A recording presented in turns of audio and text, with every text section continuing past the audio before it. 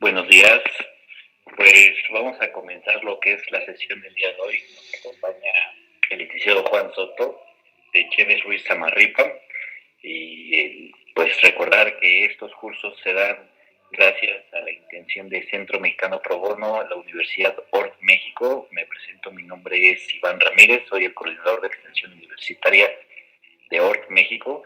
Y pues Juan, si me escuchas, pues adelante. El Ángel Cantú, quien es director de la práctica laboral también de nuestra oficina de Chévez Ruiz Amarripa, pero ubicado en la ciudad de Monterrey. Entre Miguel y yo vamos a estar compartiéndoles algunos aspectos generales del COVID y sobre todo de las implicaciones que esta pandemia que todos hemos estado sufriendo de alguna u otra manera ha tenido en las relaciones de trabajo. ¿Cómo estás, Miguel? Buen día. Buenos días a todos, muchas gracias por la invitación y como dice Juan, vamos a tratar de abundar un poquito en el tema para darles algunas cuestiones tanto legales, prácticas como recomendaciones en este caso. Pues sin mayor preámbulo comenzamos. Vamos a tener al final una etapa de preguntas y respuestas, más allá de que tocaremos algunos temas o algunas preguntas que han sido recurrentes en nuestra labor diaria, pero también, desde luego, cualquier inquietud que ustedes tengan o que surja derivado de nuestra presentación, con mucho gusto lo podemos atender al final. Como todos sabemos, al día de hoy se han venido incrementando los casos de COVID-19 en México y se prevé que estos casos sigan aumentando en los siguientes días, conforme a los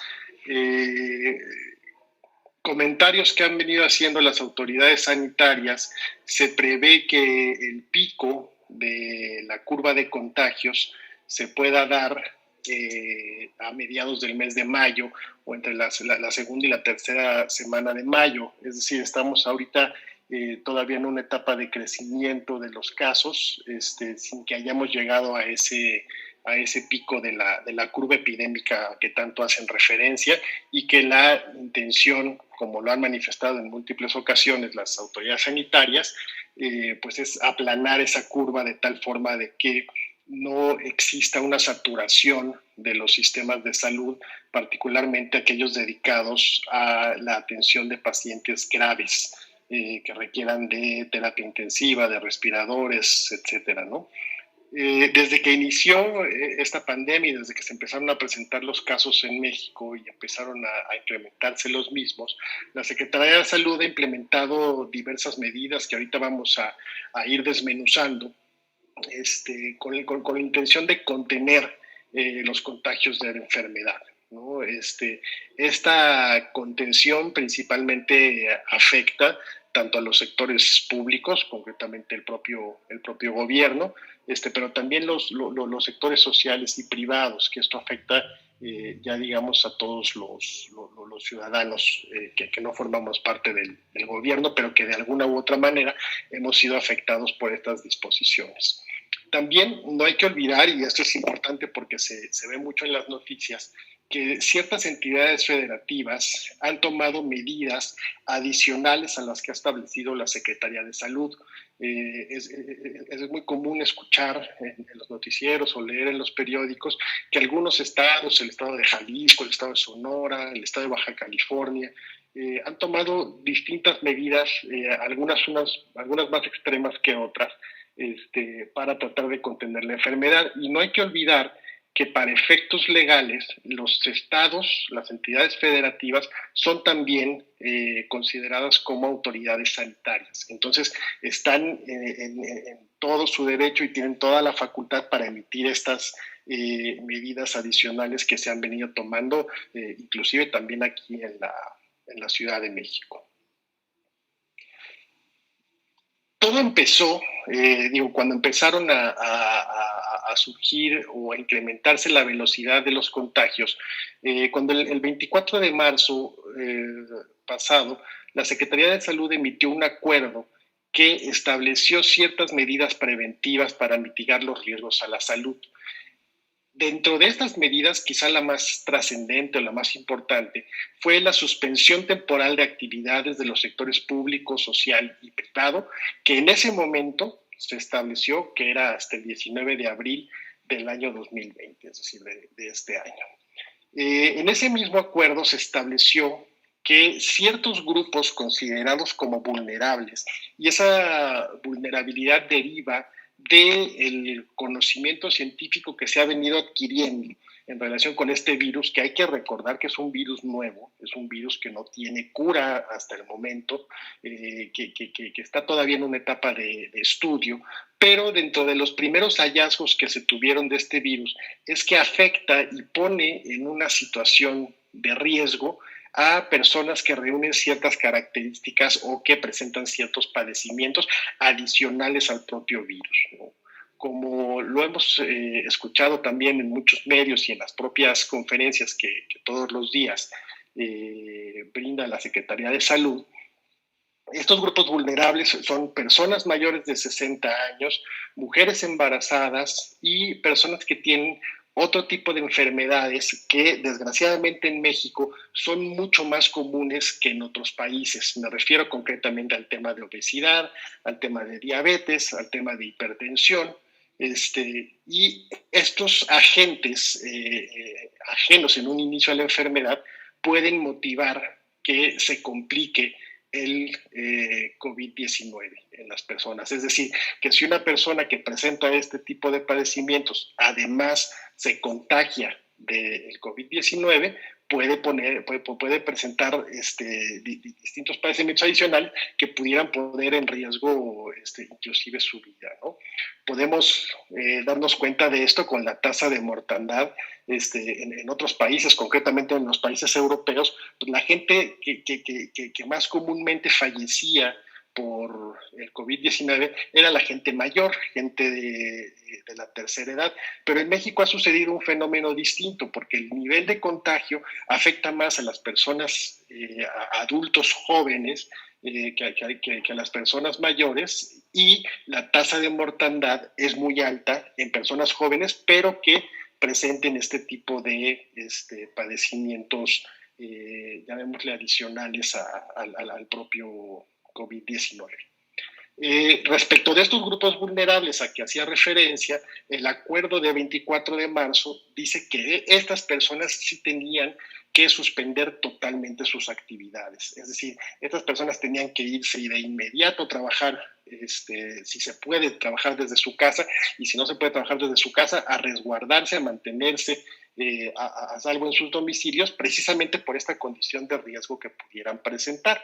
Y a estas personas, y así lo dice tal cual el acuerdo del 24 de mayo, los patrones debían de respetar sus condiciones de trabajo y su salario como si se tratase, y el propio acuerdo hace esta analogía, de un permiso con goce de sueldo. Es decir, que las personas pertenecientes a estos grupos vulnerables no pueden asistir a trabajar y tienen que recibir el monto completo de su salario y respetar sus prestaciones.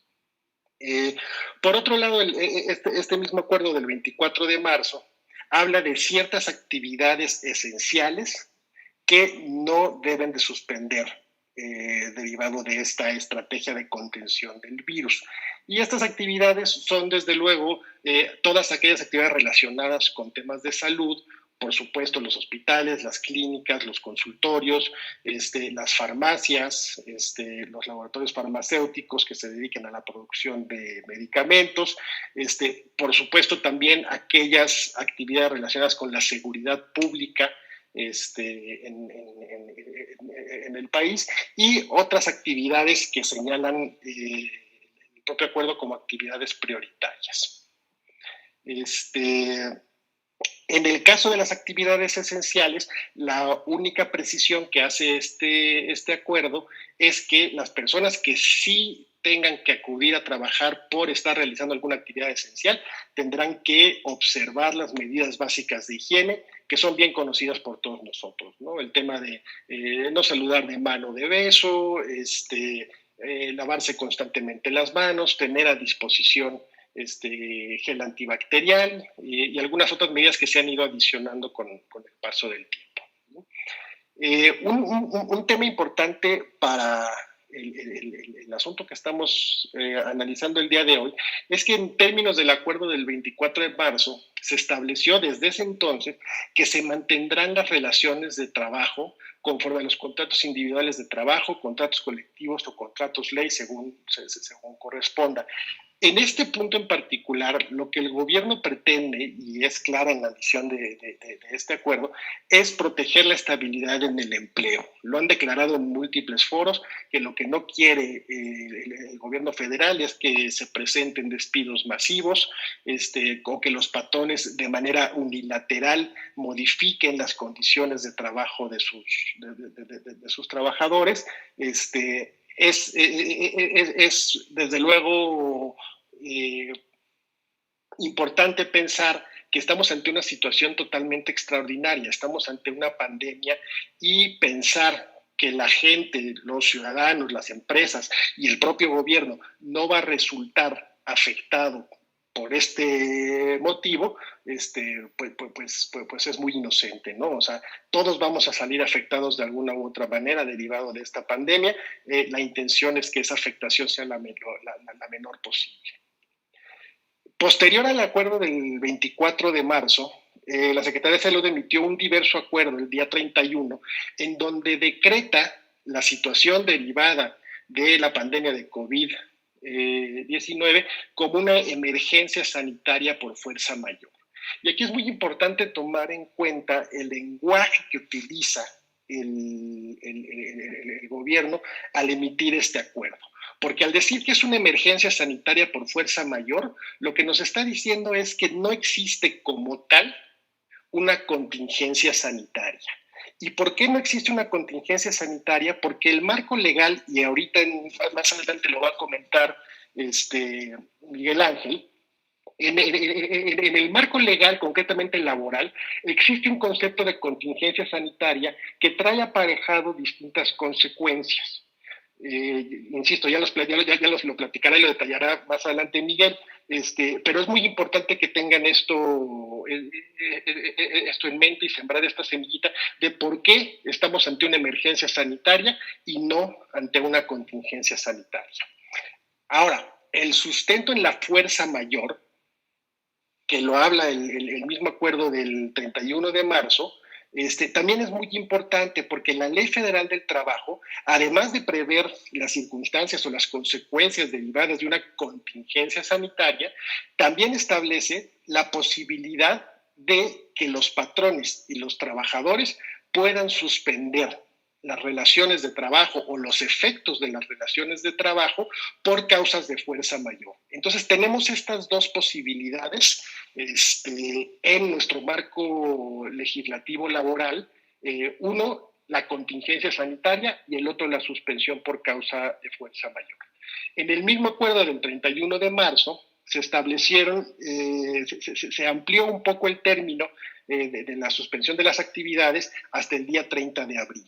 Y se hizo una revaloración de las actividades consideradas como esenciales que en consecuencia sí pueden seguir operando o laborando. Posteriormente, y este acuerdo, el acuerdo del 31 de marzo, al que hice referencia hace unos segundos, generó ciertas dudas porque había un apartado que hacía referencia a que las empresas que realizaran actividades o las empresas cuya suspensión de actividades pudiera generarle daños irreparables a la operación o a la propia actividad que desarrolla la empresa, también podían seguir operando. Y este era un concepto muy amplio y muchas empresas lo que hicieron es agarrarse un poquito de ese argumento y decir, oye, es que la suspensión de actividades, o si yo llevo a cabo una suspensión de actividades, esto va a traer consecuencias desastrosas para mi empresa y el día de mañana tendría que cerrar, ¿no? Sabemos que en esta posición o en esta circunstancia, pues encajaban muchísimas empresas de México. Evidentemente, una empresa que suspende actividades, pues desde luego va a resultar afectada en mayor o en menor grado por esta pandemia, ¿no?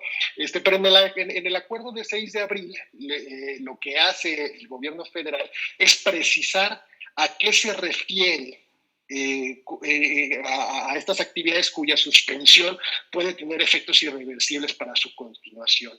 Y lo que dice es que por este concepto debe entenderse únicamente las empresas dedicadas a la industria del acero, cemento, vidrio y servicios de tecnología de la información, ¿no? Proyectos especiales del gobierno federal, servicios de mensajería, incluyendo comercio electrónico y también reparto de comida a domicilio, y las minas de carbón y la distribución de este producto que sea necesario para la continuación del funcionamiento de la Comisión Federal de Electricidad. Concretamente, en este acuerdo de 6 de abril, lo que hace el gobierno federal es acotar este principio de las actividades que pudieran tener efectos irreversibles, y se concreta específicamente a las obras insignia del gobierno federal, que como todos sabemos son el aeropuerto de Santa Lucía, el Tren Maya, el corredor transísmico, y la refinería de Dos Bocas. Entonces, estos proyectos iniciados por el gobierno federal y que son parte medular de su gobierno, pues tienen que seguir operando, y por eso estas industrias que le prestan servicios específicamente a estos proyectos tienen que seguir y continúan hasta el momento operando. El último acuerdo que se emitió fue el 21 de abril pasado, el acuerdo más reciente, y en este acuerdo lo que se establece, el pico o la cúspide del nivel de contagio se dé entre la segunda y la tercera semana de mayo. Entonces, lo que prevén las autoridades sanitarias es que para finales de mayo esta curva ya empiece, o esta curva epidémica ya empiece un recorrido descendente, es decir, que el número de contagios ya se vaya disminuyendo, y esto permita que la gente pueda regresar gradualmente a la normalidad, ¿no? Seguramente van a venir distintos acuerdos ya que se acerque la fecha. Ahorita nos falta todavía un mes de esta cuarentena que nos ha complicado a todos.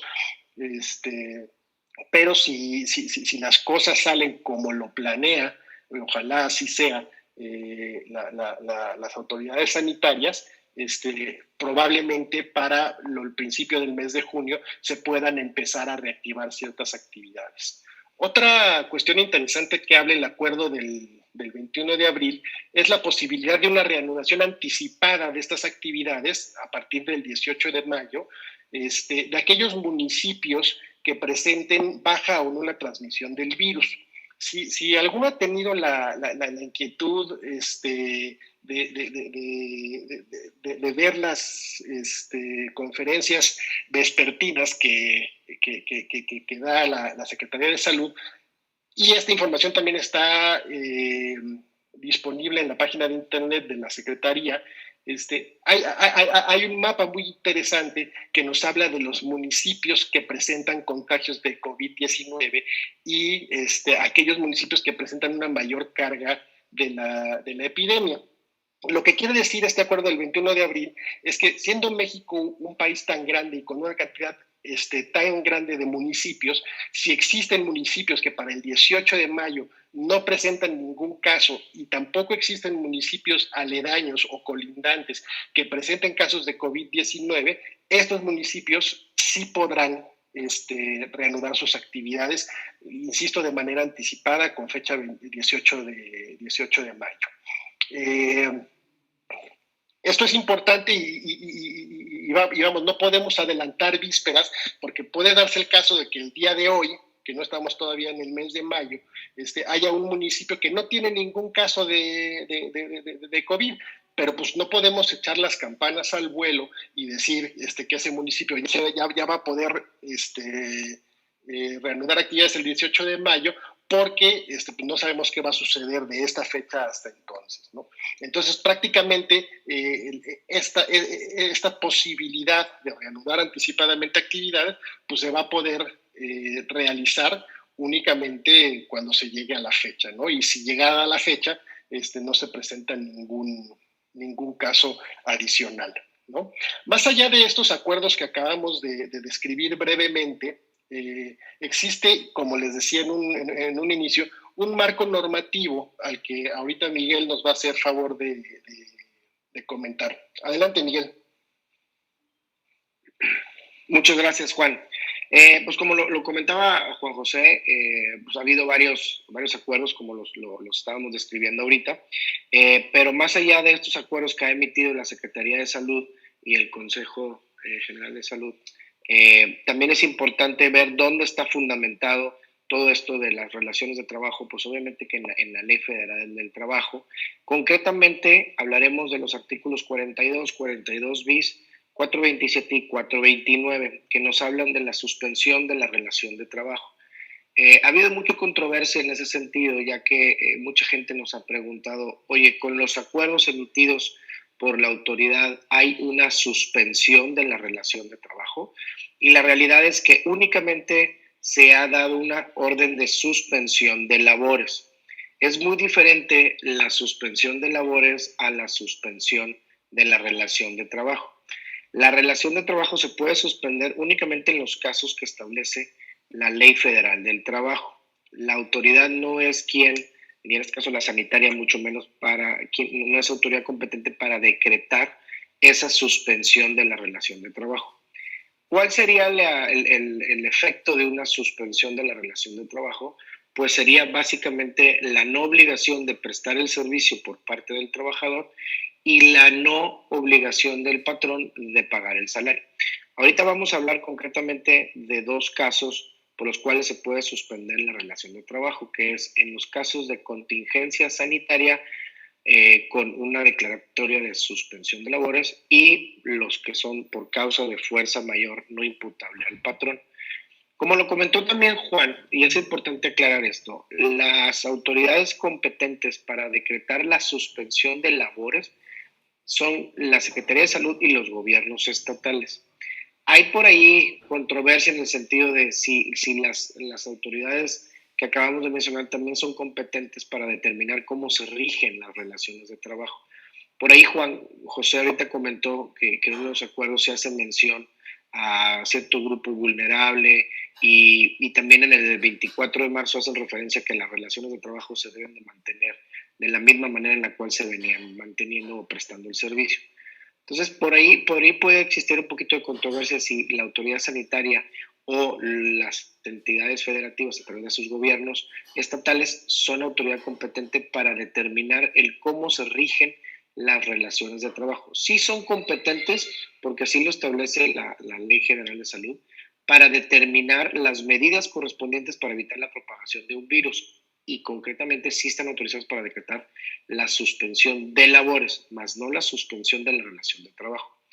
Pero bueno, hablando de estos dos casos, pasaremos a tocar primero el que nos lleva a hablar de una suspensión de la relación de trabajo en un caso de contingencia sanitaria decretada como tal, que implique también una suspensión de labores. La suspensión general de labores, pues como le comentaba yo anteriormente, implica una suspensión de los efectos de la relación de trabajo. Hay características particulares de cada uno de estos dos supuestos, por llamarlo así, ¿no?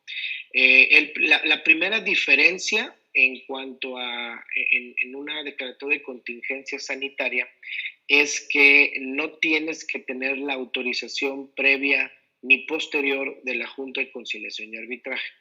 Siempre y cuando esté declarada la contingencia sanitaria y que implique una suspensión general de labores, el patrón puede acudir a a este supuesto sin necesidad de tener la aprobación por parte de la Junta. Es una cuestión bastante importante. Sin embargo, como Juan José también lo comentó acertadamente, el gobierno se ha cuidado mucho de no mencionar la palabra contingencia sanitaria en ninguno de sus acuerdos, ya que no quieren que los patrones puedan caer en este supuesto. ¿Por qué? Y principalmente la razón o la mayor razón es porque este supuesto también implica, como lo comenté, el no pagar el salario. Y la ley establece que para no afectar en principio a los trabajadores, se determina el pago de una indemnización, que esa indemnización es equivalente a un salario mínimo general diario hasta por un periodo de 30 días. Entonces, no hay la prestación del servicio, no hay el pago del salario y no necesita la aprobación de la Junta y está determinada ya el pago de la indemnización, que es un salario mínimo por un periodo de 30 días. No menciona la ley y la ley es omisa en ese sentido en decir qué va a pasar si el periodo se extiende, como ya es el caso, ¿no? Ahí interpretando la ley, pues únicamente tienen la obligación de pagar un salario mínimo general hasta por un periodo de 30 días. Si se extienden más allá, pues no hay la obligación de pagar nada y la relación de trabajo sigue suspendida, ¿no? Juan, puedes pasar a la siguiente lámina, por favor? Y a la siguiente también. Ahora, la suspensión de la relación de trabajo por fuerza mayor es la que la autoridad nos quiere llevar a que los patrones tomen esta postura. El acuerdo del 31 de marzo habla de una emergencia sanitaria por fuerza mayor. Y es bien importante esa palabra. ¿Por qué? Porque la autoridad, insisto, no quiere que acudas a la contingencia sanitaria o a la suspensión de la relación de trabajo por contingencia, sino que te vayas a la por fuerza mayor. ¿Y por qué? Como lo comenté en el supuesto anterior, no necesitabas la aprobación de la Junta. Para este caso de fuerza mayor, sí necesitas realizar un procedimiento especial ante la Junta de Conciliación y Arbitraje competente, quien a su vez va a determinar cuál es la indemnización a pagar. Acordémonos que en el supuesto anterior ya está determinada la indemnización, que es un mes, un pago de 30,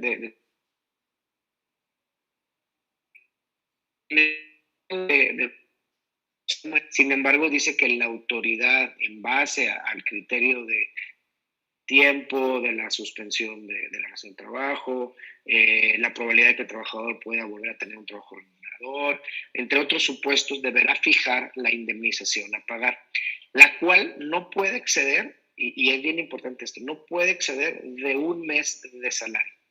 Entonces, si nos acordamos, el primer acuerdo hablaba, del 31 de marzo, hablaba de un periodo de 30 días, del 30 de marzo al 30 de abril.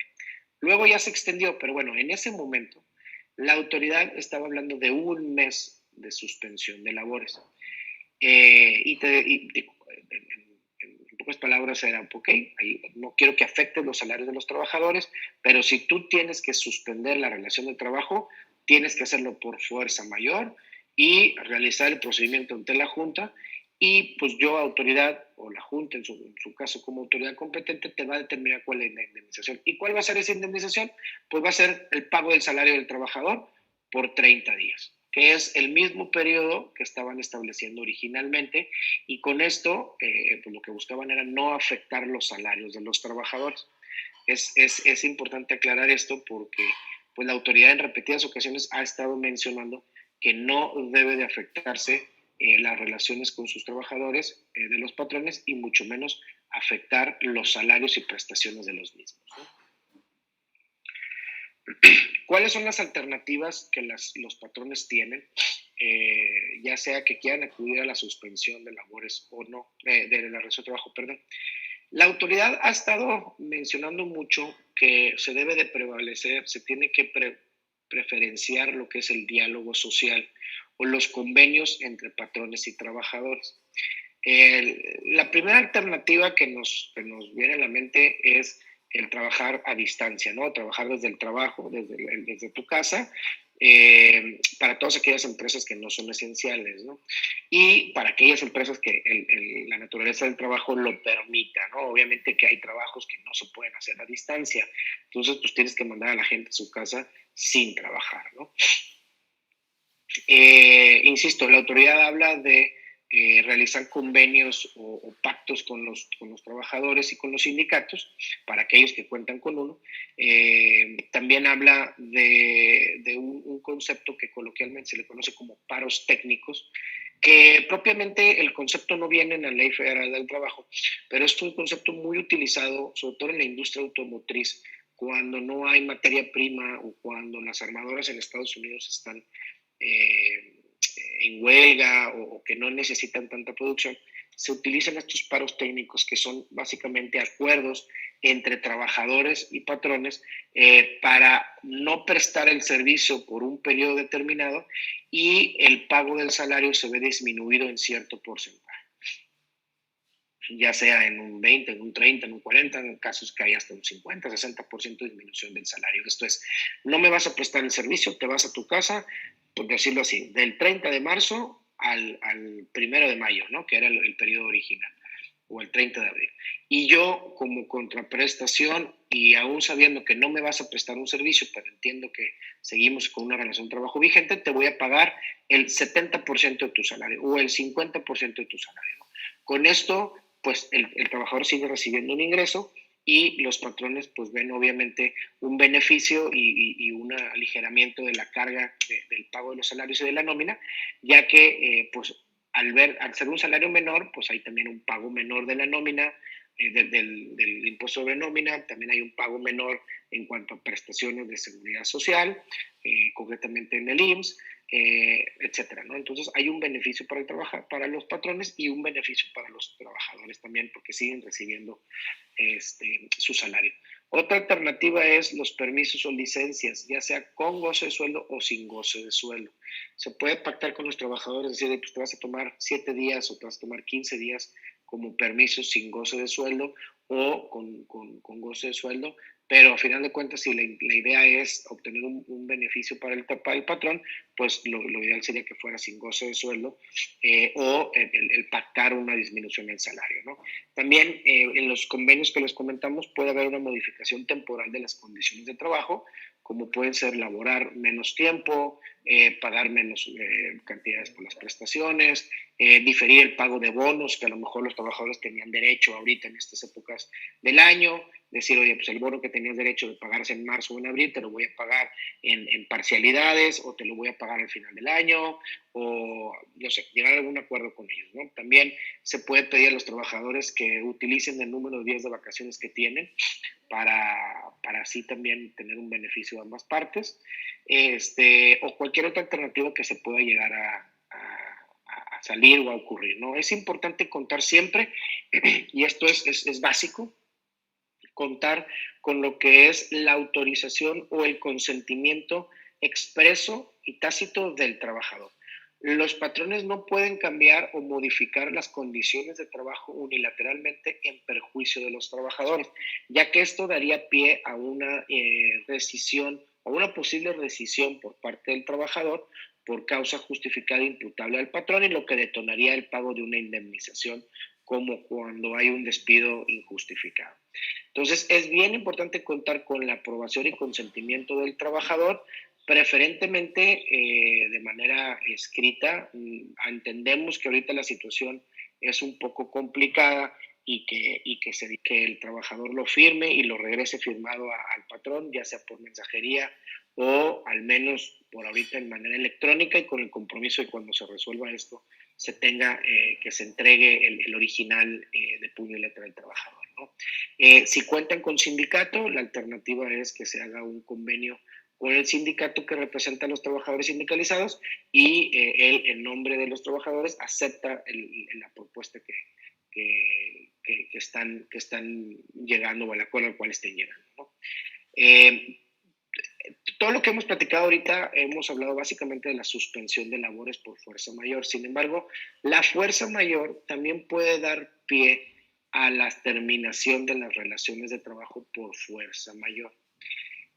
¿Cuál sería el beneficio de realizar una terminación de la relación de trabajo por fuerza mayor? Es que el pago de la indemnización únicamente se construye a el pago de 3 meses y la prima de antigüedad y lo que son las partes proporcionales. Con esto te evitarías el pago de los 20 días. Sin embargo, este procedimiento tiene que estar aprobado previamente por la Junta de Conciliación y Arbitraje.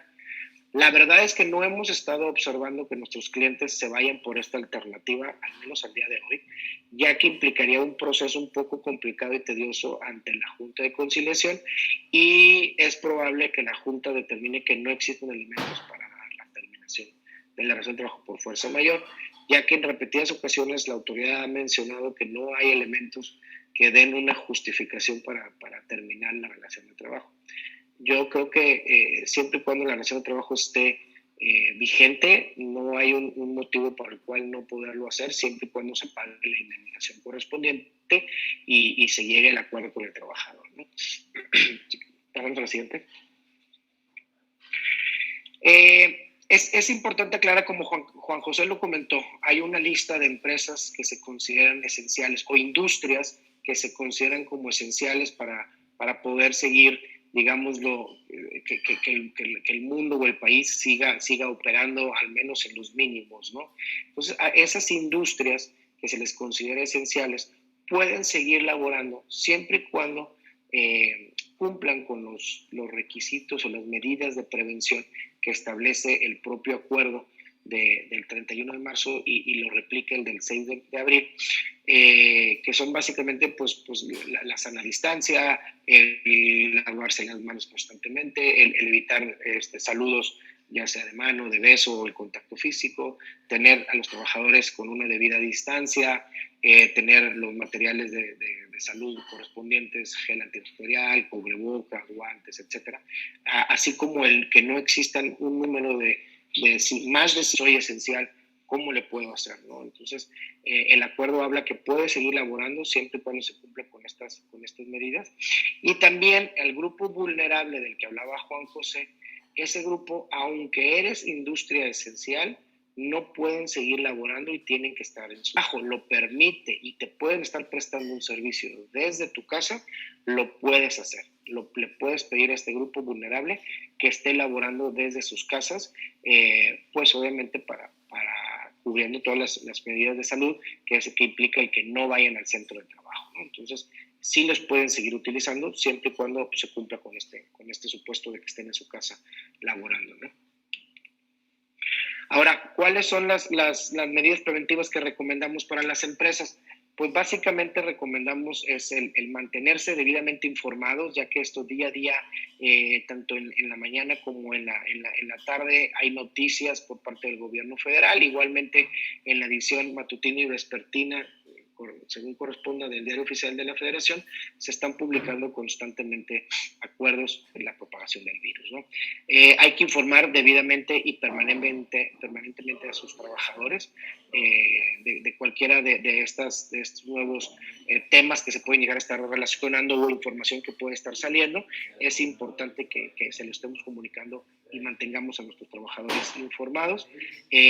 Al mismo tiempo, se recomienda apropiadas e igualmente pues el verificar si esta persona tuvo contacto con más personal de la empresa o no y si fue el caso pues también avisar a los demás compañeros para que ellos también hagan y tomen sus medidas correspondientes, ¿no? Igualmente se recomienda pues estar observando las medidas sanitarias extraordinarias que han recomendado las autoridades correspondientes, porque pues es importante estar participando y no tanto por un tema legal, sino también por un tema social, aunque existe la obligación como patrón de tomar estas medidas o acatar estas medidas que se estén llegando a tomar. Antes de pasar a las preguntas frecuentes, quiero también aclarar el punto o comentarles que la autoridad laboral, concretamente la Secretaría del Trabajo, ya está empezando a realizar inspecciones de trabajo a los centros de trabajo que permanecen abiertos. Son inspecciones que están llevando a cabo únicamente para comprobar, número uno, si eres industria esencial o no. Si no eres industria esencial, te invitan a que cierres el centro de trabajo. Están siendo bastante, digámoslo, se ponen en los zapatos de los patrones y no te piden el cierre inmediato. Hay una apertura en ese sentido, de decir, oye, bueno, a ver, tú necesitas para poder cerrar un par de días, ok, te los concedo. Más que si en 2 días yo vengo y sigues abierto, pues obviamente habrá consecuencias en ese sentido, ¿no?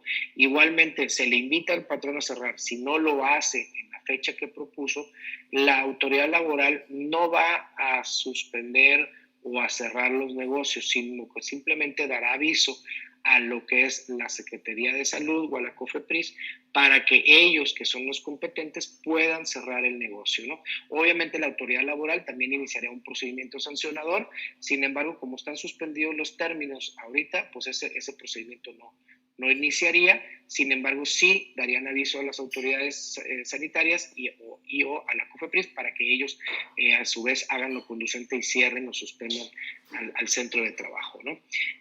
También, si eres actividad o industria esencial, también se van a estar realizando inspecciones en las cuales se va a verificar que estés cumpliendo, uno, que seas esencial, y dos, que estés cumpliendo con todas las medidas de salubridad que han establecido los diversos acuerdos.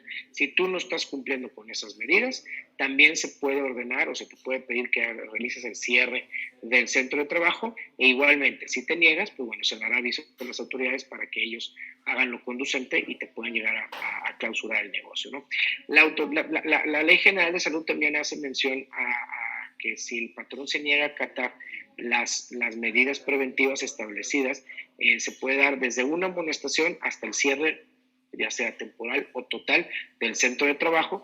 Igualmente la ley habla de que puede haber arresto hasta por 36 horas del patrón en caso de que se niegue a acatar las medidas y a cumplir con las sanciones que se le pueden llegar a imponer. Entonces también se podría pasar al supuesto del arresto hasta por 36 horas. Y también por ahí el Código Penal contempla alguna posible, digámoslo, pues responsabilidad penal por parte del patrón si obliga a los trabajadores a ir a laborar y se llegan a contagiar los trabajadores como consecuencia de estar laborando, y más allá, si llega a haber algún deceso por un contagio sobre una persona que se le pidió, se le obligó a ir a trabajar cuando el acuerdo decía que no deberían ir a trabajar, pues podría llegar a haber una responsabilidad penal en ese sentido, y es importante que se tome en cuenta esto, ¿no? Aquí lo importante es que la autoridad nos está pidiendo que mantengamos a la mayoría de nuestro personal en casa. Si no somos actividad esencial, definitivamente que no se labore, salvo que sea desde la casa. Y si eres actividad esencial, ok, hay que hacerlo en la forma mínima posible, con el mínimo de personal necesario y cumpliendo con todas las medidas de salud correspondientes, ¿no? Como conclusión, se recomienda tener acuerdos con los trabajadores y que esos trabajadores pues siempre cuenten con el consentimiento, ¿no? Que nos lleva a la primera pregunta, que es de lo que más hemos estado recibiendo de nuestros clientes. ¿Es posible modificar las condiciones de trabajo unilateralmente? No es posible. Es importante contar con la aprobación y consentimiento del trabajador y o de los sindicatos, ya que de no hacerlo así, pues podría haber una posible responsabilidad por parte del patrón y que detonaría una indemnización de pagar a los trabajadores. La segunda pregunta, y muchísimas gracias, Miguel, muy clara la explicación. Otra de las preguntas recurrentes que recibimos nosotros de nuestros clientes es que si pueden suspender las labores sin que exista declaratoria de contingencia sanitaria.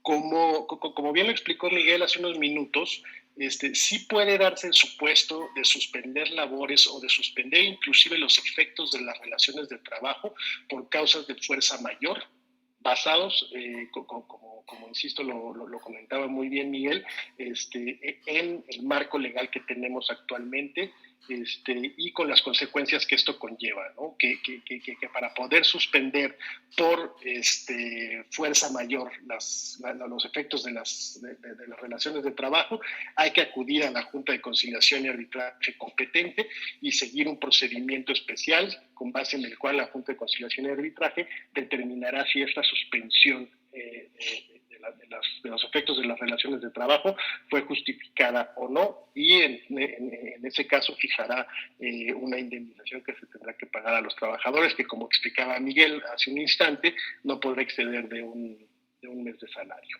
¿no? Pero contestando concretamente a la pregunta, sí se puede, y también existen las otras alternativas que hemos comentado, pero para lo cual es indispensable que exista consenso con los trabajadores.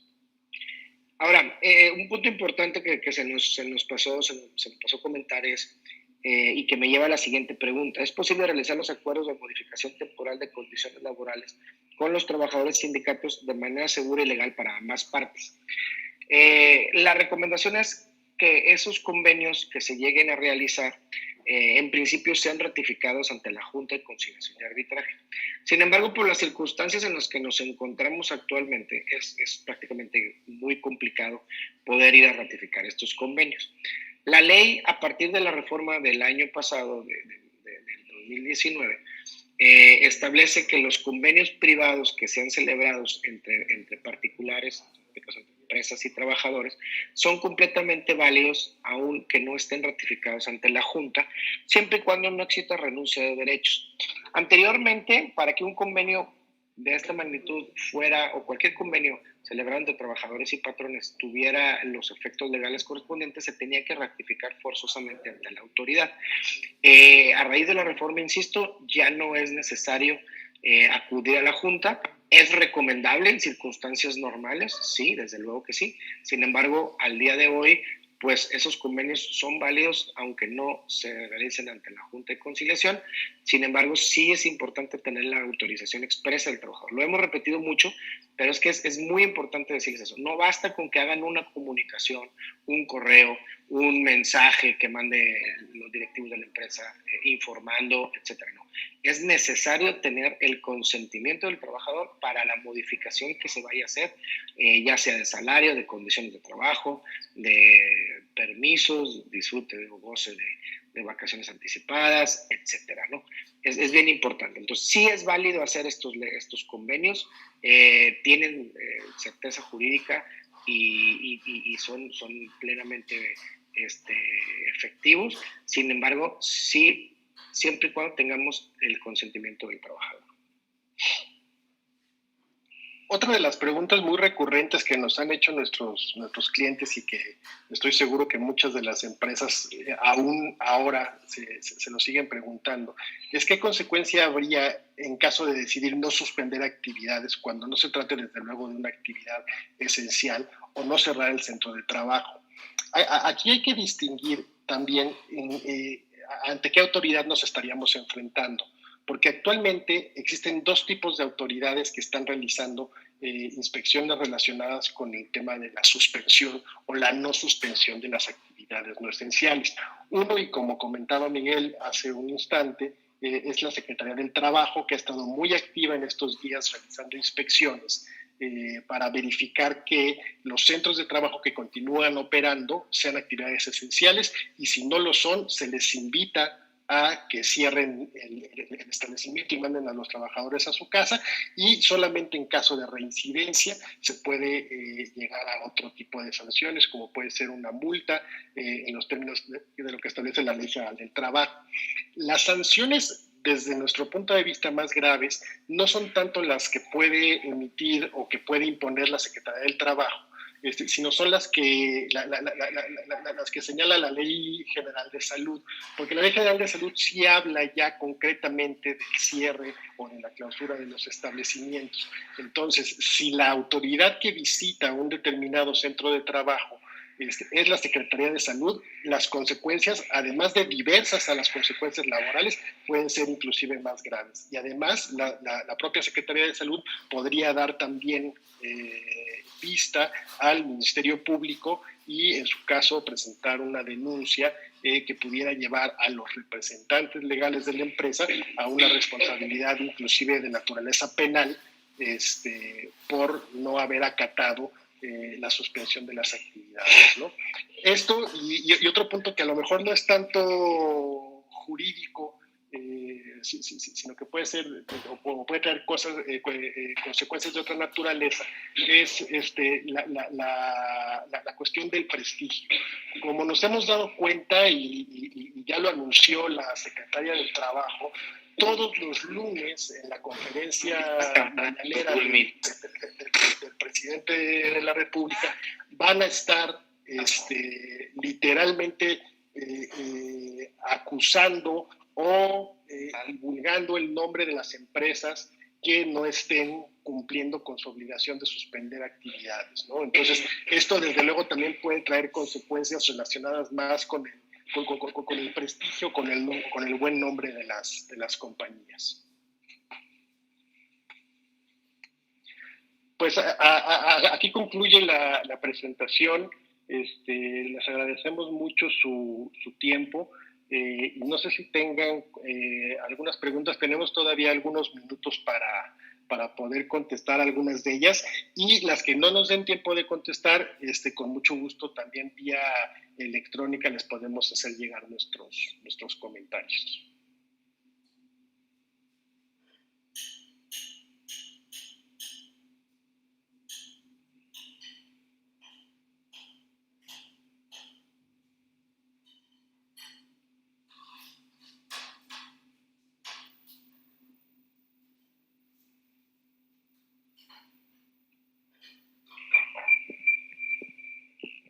Bueno, pues al parecer no hay preguntas. La verdad, toda la explicación fue muy generosa. Ha sido una de las sesiones más ricas que he escuchado y que he tenido oportunidad de atender.